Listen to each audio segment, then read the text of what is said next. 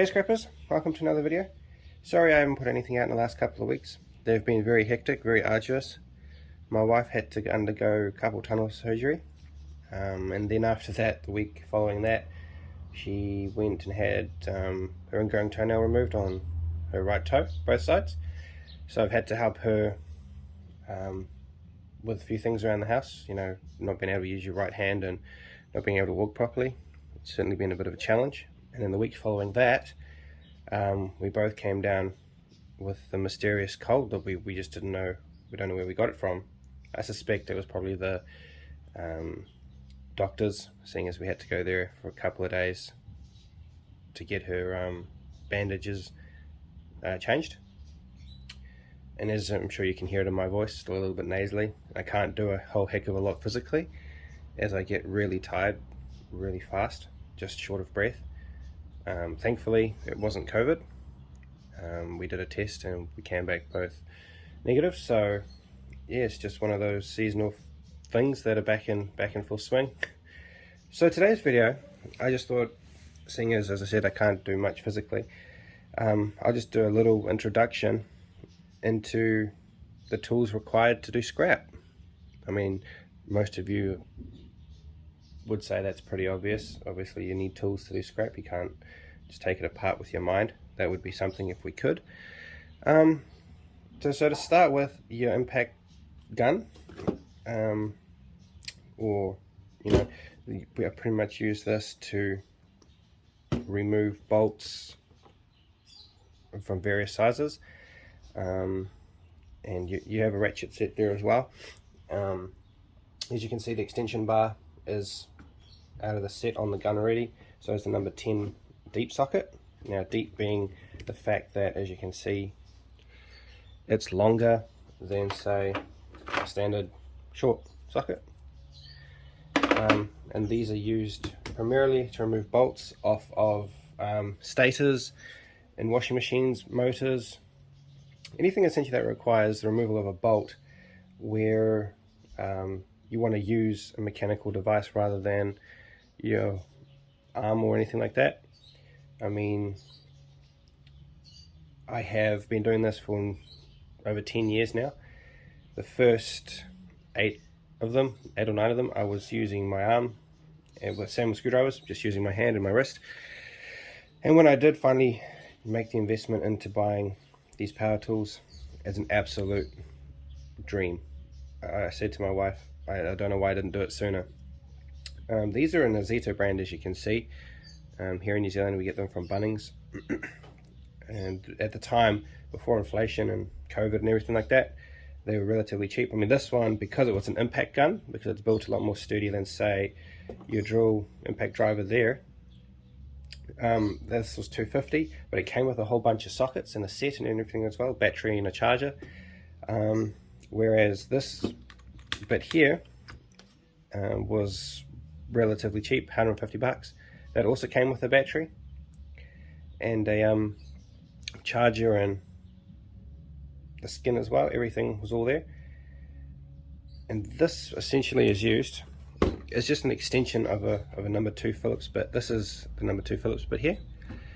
And the reason I use the long piece, as probably we all do, is because it can get into, you know, very deep screws, especially in printers and CRT monitors and TVs.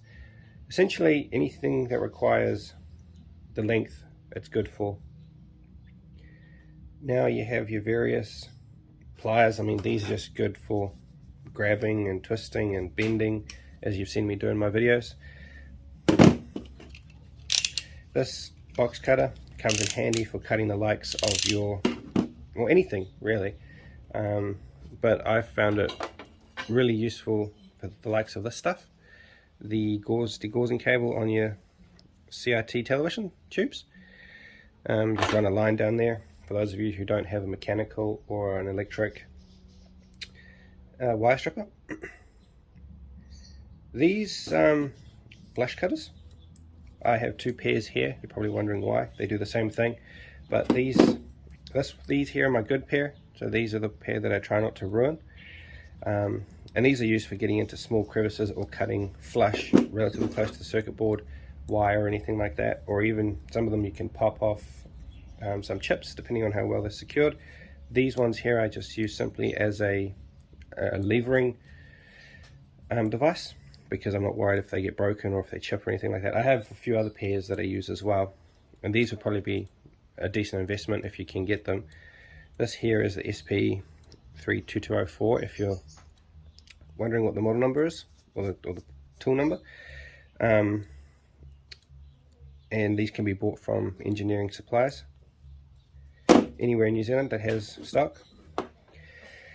And then same with the side cutters. I've had these for a number of years, as you can tell. A bit of a chip there off the old tooth, but or the cutting face, sorry. It's starting to get a bit long in the tooth. As you can see, they're quite old, and I have to start putting in a little bit more effort than I used to be able to cut through certain things, simply because, as you can see, the jaws have got a lot of wear in them. But other than that, they suit me just fine. For those of you who are interested, the tool number is SP32208. Again, they can be bought from the same place, engineering supplies. Now we get into the more fandangled small stuff. Same again, SP brand. There's the part number, SP39510. Now this is more of a speciality range. So as you can see here, the difference with your torque bits between a T30 and a T30H is the degree of the tooth. So see how almost quite sharp those ends are, as opposed to a T30H where the ends are very almost round, and the other difference is it's got a hole in the middle, so it's a security bit.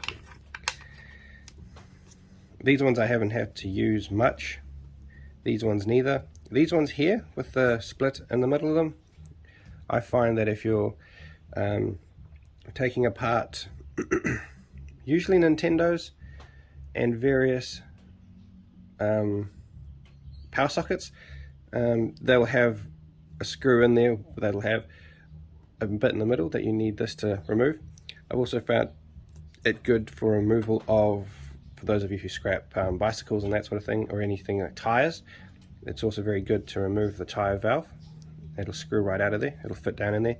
You can press the little valve and then you just unscrew it. And then these here, for your light, these are pretty much used for the likes of your anything that holds a grub screw to a shaft. So for example, the electric motors out of washing machines, not the smart motors, but the old school, they look like a car alternator. Anything like that will usually have a grub screw that'll fit, and it'll fit into there to remove the shaft from the pulley. Oh, sorry, pulley from the shaft. Then this is just your standard flat blade type bits, which is pretty much common here, pretty much in every bit of scrap. But it's a good set to have, because you never know when you're going to need them, and they do come in handy. As you can see, I've used this for quite a while now, the same amount of time really I've been scrapping. And then the same again for those of you who are into taking apart computers, laptops. You get into your even smaller sizes, which is pretty much, as you can see, same again there, all the same sizes, but a lot smaller. And these, as I say, are used for the circuitry components and taking off screws on your circuit boards and your laptops. So it's essentially just a miniature version of the bigger version there. So next up, guys, is just your screwdriver sets. For those of you who are still old school and like to use your hands rather than power tools. The reason I haven't used this, the reason why it looks so clean, is because I haven't used it. I got it as a gift for when I completed my studies. So it has a bit of sentimental value, so I've just been using my cheaper screwdriver sets that I bought, you know, for a couple bucks, 20 bucks or something like that, rather than a Ting set that's worth probably over 100 bucks, especially in today's market. So essentially these screwdrivers here are just an extension of the little impact bits that you see behind the screwdriver set there. And this is a PH0. Now the 75 just refers to the length of the steel protruding out of the handle. And these are used for your CD drive motors and that sort of thing. And then you move up to the next size, which is your PH1.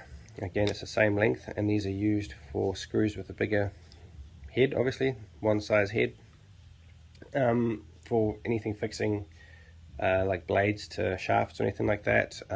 Certain circuit boards will have them in them as well, for TVs, plastics, holding frames together, and that sort of thing. And then you go up into your size Phillips number 2, which again is just a longer, it's 25 mils longer than these, so it's 100 mils long, and it's a PH2. And again, it differentiates between that and a posi drive, whereas with your posi drives, again, you have a little rise in the middle of the valley between the 2 points here, whereas these ones you could use in a number 2 Phillips, whereas you couldn't use a number 2 Phillips in a posi drive headed screw. Otherwise you'd round them out, because they don't have the valley in the middle that you need. So that's pretty much straightforward with the screwdrivers. I mean, you have your stubbies. I have very rarely used stubby screwdrivers in anything scrap, really. Your flat blades are used more as a lever, to be honest. Let's be honest. Flat blade screwdrivers are used more as a leverage tool rather than an actual screwdriver. And then you get into your various hand tools. For example, your hammers. Obviously, hammers are pretty straightforward to use to smash windings, plastics to get into the windings, to hammer out shafts or anything like that. Then you have your leverage bar, which is, they come in various lengths, longer, but I found this one to suffice quite nicely. I got this out of a place that I used to work at. They were, it was a warranty tool claim, as you can see. The handle was broken and it was moving down the shaft every time they were hitting it. So that was a score. And then up is your tin snips. Sorry, I was just looking at something on them.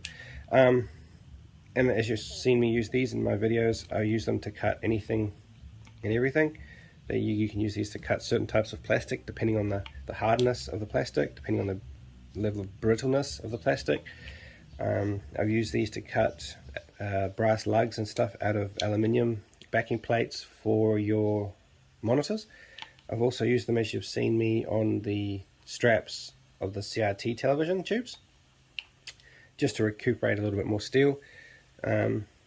This, I would say, is probably one of the greatest investments I've ever made.